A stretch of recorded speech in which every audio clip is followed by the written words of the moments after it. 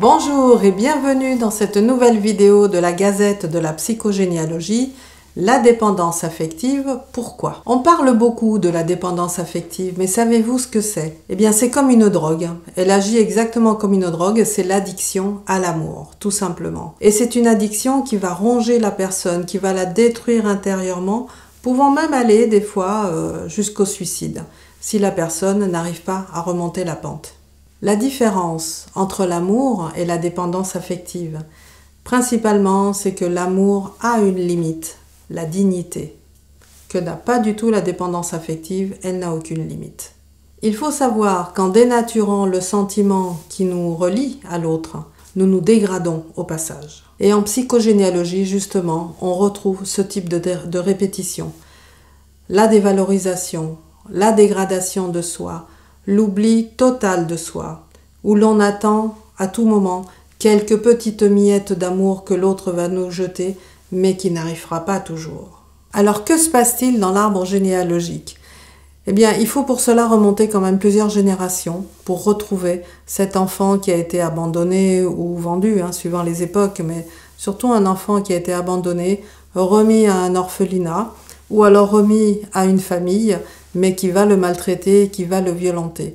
Donc cet enfant va grandir, déjà dans cette inquiétude de savoir pourquoi on l'a abandonné, mais surtout, il va grandir dans une ambiance comme ça de violence, de dévalorisation, de mépris, qu'il va croire que c'est comme ça que l'on aime.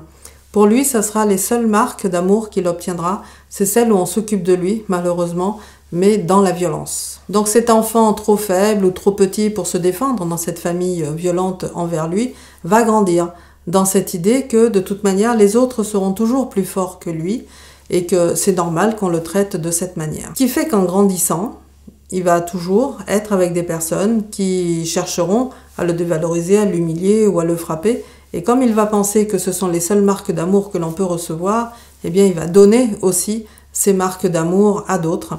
Et il sera à son tour aussi soit violent et méprisant, soit il se cherchera un conjoint qui ne le respectera pas. Et comme il pensera que cet irrespect ou ces marques d'humiliation et de violence de la part de l'autre, c'est de cette façon-là que l'autre l'aime, voilà, il va se mettre dans cette dépendance vis-à-vis de l'autre en recherchant toujours ces violences vis-à-vis de l'autre. Et dans la descendance, il va laisser un message malheureusement désastreux, comme quoi on ne peut être aimé que en souffrant avec l'autre. Ce tempérament masochiste, associé à une absence totale d'amour, va générer la dépendance affective. Aujourd'hui, on reconnaît les dépendants affectifs au seul fait que ce sont des personnes qui, en général, détestent vivre seules. Ils ont toujours besoin d'avoir quelqu'un pour vivre, pour voir la vie à travers ses yeux, pour respirer à travers l'autre, pour agir au quotidien toujours à travers l'autre. Et cela, malheureusement, même si l'autre les fait souffrir.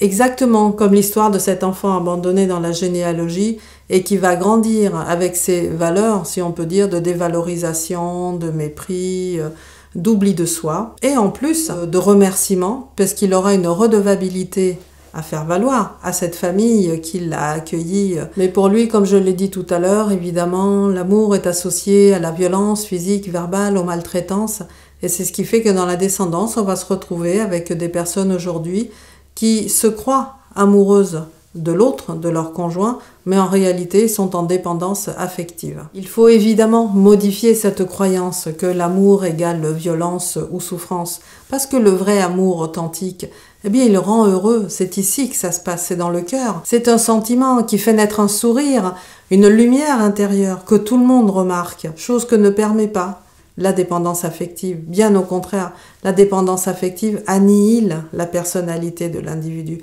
Elle le ronge de l'intérieur. Elle ne rend pas heureux. On remarque que les dépendants affectifs ont rarement le sourire. Contrairement à la personne amoureuse qui aime d'amour authentique et qui est aimée d'amour authentique, évidemment, en retour. La différence est très visible. Maintenant que vous savez ce qu'est la dépendance affective, comment faire pour s'en sortir? Parce qu'évidemment, c'est très négatif. Eh bien, je dirais qu'il faut démarrer déjà par la volonté de la personne. Il faut que ce soit le dépendant affectif qui, de lui-même, se dise qu'il a peut-être atteint un point de non-retour et qu'il est temps de se remettre sur les rails. Donc, à lui de contacter un thérapeute ou des amis ou des personnes de leur entourage qui vont l'aider à s'en sortir. ils peuvent aussi, et il faut même, je pense, parce que ça sera véritablement pérenne pour lui et sa descendance, qu'il contacte un psychogénéalogiste et qu'il fasse un travail de fond avec lui pour retrouver ces mémoires qui génèrent dans la famille la dépendance affective aujourd'hui. Pour ma part, vous le savez déjà, je procède par l'hypnose où je mets mon patient en état de conscience modifié de façon à retrouver dans les lignées familiales une histoire comme ça d'amour malheureux, terrible, avec violence, ou évidemment d'enfants abandonnés qui se retrouvaient dans une famille où il a été maltraité. En tout cas, des histoires ancestrales où les aïeux, quel que soit l'âge, n'ont pas été heureux. Ils ont été très malheureux en amour, mais depuis leur plus jeune âge jusqu'à la fin, et qui ont généré ce message comme quoi, en amour, on doit souffrir, quoi, tout simplement. Aujourd'hui, on dirait que pour être belle, il faut souffrir, mais non, c'est pas le même message. Donc, ces aïeux disent, en amour, il faut souffrir, parce que sinon, c'est pas de l'amour. Voilà. Donc, c'est ce message-là qu'il faut retrouver, et que je retrouve facilement en mettant mes patients en état de conscience modifié. Donc, on a l'histoire d'origine, on a l'impact, le traumatisme, on le défait en mettant tout le monde en paix pendant la séance, si bien qu'aujourd'hui, comme un jeu de dominos, tous les descendants qui découlent de cette histoire, y compris mon patient, ses enfants éventuellement s'il en a et petits-enfants, vont se retrouver libérés de cette histoire ancestrale. À la place, évidemment, là où il n'y avait que du chagrin et de la dépendance à la violence, il va y avoir juste de l'amour authentique. Et croyez-moi que ça fait une vraie différence quand on le vit, qu'on est passé par la dépendance affective. Ce qui fait que même biologiquement, l'amour est un message qui fait partie des messages des cellules. Donc tout le système biologique de la personne va fonctionner différemment. C'est-à-dire que le patient d'aujourd'hui va enfin pouvoir s'aimer et être aimé. Mais déjà, s'aimer lui-même, c'est quelque chose qui va le transformer. Le bienfait de ce travail pour le patient va être double ou triple si vous le voulez, parce que déjà, il va s'aimer, ensuite il va s'occuper de lui, il va faire des activités tout seul, chose qu'il ne faisait pas avant, et cerise sur le gâteau, il va enfin oublier cet ex-conjoint qui est nocif pour lui, puisqu'il n'arrêtait pas d'y penser. Il va enfin pouvoir l'oublier et couper avec cette mémoire d'amour malheureux.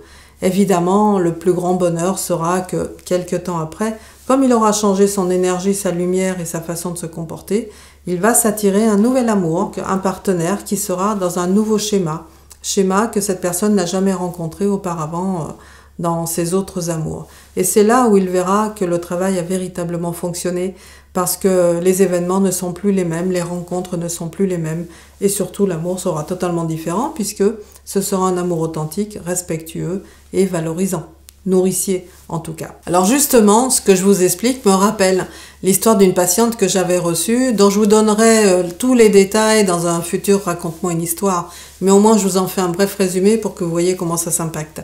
Et cette patiente de 50 ans me dit qu'elle avait divorcé du père de ses enfants et qu'elle avait mis 5 ans à faire le deuil de cette relation parce qu'elle pensait tout le temps à cet homme, enfin voilà. Bon, à un moment donné, elle a réussi à faire le deuil.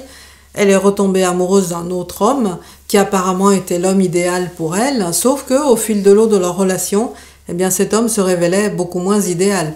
C'est-à-dire c'était un alcoolique, donc il l'amenait à boire avec elle, et puis il est devenu humiliant, et puis il est devenu agressif, violent, enfin bref, à un moment donné où la limite dangereuse arrivait, ce sont les enfants de cette femme qui l'ont sorti des griffes de cet homme. Et malgré le fait qu'elle me disait « c'était un bienfait, hein, vraiment je remercie mes enfants », mais je pense toujours à cet homme. Voilà. Et elle n'arrivait pas à se le défaire de l'esprit. Elle avait une vraie dépendance affective parce que elle était consciente que ça la rongeait, ça lui faisait du mal, mais en même temps, elle ne voyait pas comment s'en défaire alors qu'elle voulait véritablement couper avec ce souvenir. Alors bien évidemment, je l'ai mise sous hypnose comme je procède d'habitude. Nous sommes remontés dans les deux lignées. On a trouvé des histoires dont vous trouverez le détail dans l'autre vidéo.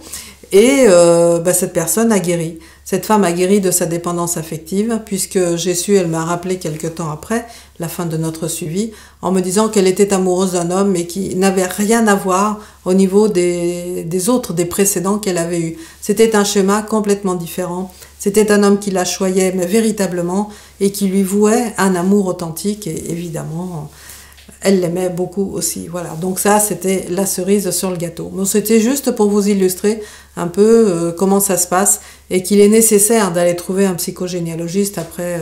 Mais moi, vous le savez, je procède avec l'hypnose en particulier. Eh bien, si cette vidéo vous a plu, merci de mettre un pouce bleu, de partager avec vos amis et de vous abonner si vous n'êtes toujours pas abonné à la Gazette de la psychogénéalogie.